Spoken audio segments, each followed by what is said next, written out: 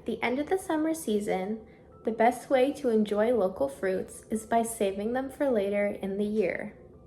In this video, I'm going to show you how I preserve my summer harvest and make my homemade jam. Let's get right into the video. I've included a list of everything that you might need for this recipe. Anything else that you see me use in this video is something that you will already have in your kitchen. The first step to water bath canning is to make sure that everything is clean. Although in this video we are using new jars, you can absolutely use old jars. You just have to make sure you are using new lids for a proper seal. I'm first going to wash my jars and let them soak in the soapy water while I prepare the water bath. Fill your canning pot 3/4 full of water and lay your jar rack on top. Then add a splash of vinegar, which makes sure that the minerals and possible bacteria from the water or pot don't stick to the jars. On medium heat, add the warm jars from the sink to the rack with the jar lifters and let them sit in the water while you prepare your jam. Make sure that the lids for the jars are also still sitting in hot water while you make your jam. You can use almost any fruit to make jam, but for this video, I'm using the fruits of the season, which are blueberries, strawberries, raspberries, and blackberries. You can see that I am using some frozen fruit from earlier in the summer, which is totally fine as well. The amount of fruit you need depends on how many jars you want to fill and what kind of fruits you're using.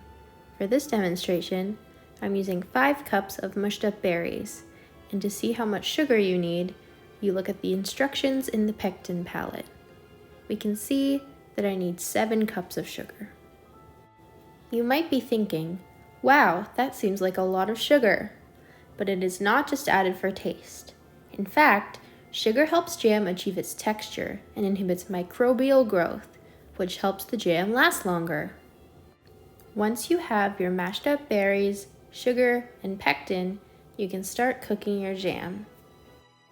Add your jam to a cooking pot over medium-high heat and stir in the pectin. When this comes to a boil, you can add your sugar, making sure that it is all mixed in. We can let this boil for 10 minutes on medium-low heat, making sure to check in every couple of minutes to stir the mixture to not let it burn. You know that your jam is ready when 2 thick droplets form on the side of your metal spoon, like seen right here.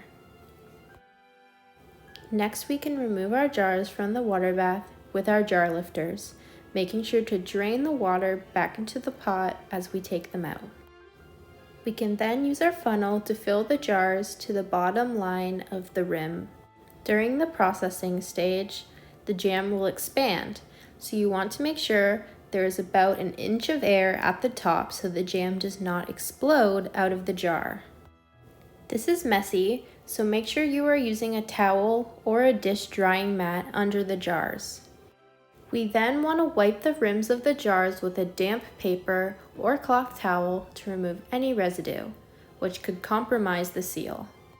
Place your warm lids on the top of the jars and screw the rings on firmly, but not super tightly, just until you can't screw them any tighter without extra force.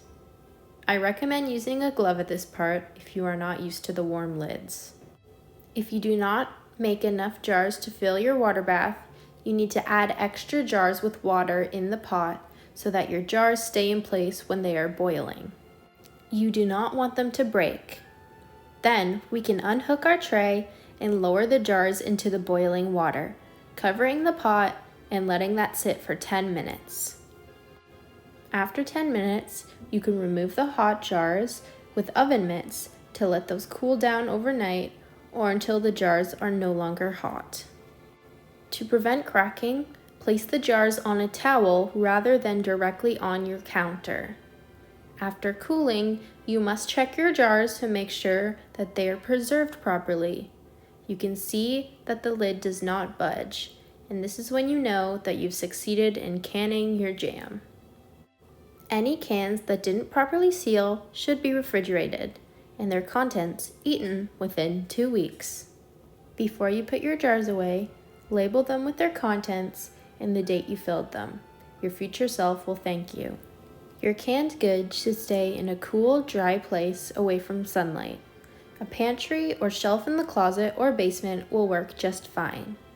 Your jams will have a shelf life of about a year, and when you do decide to open the cans, do a quick inspection for any signs of mold or odor.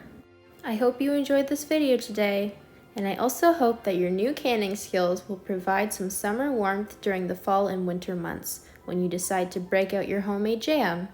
See you next time.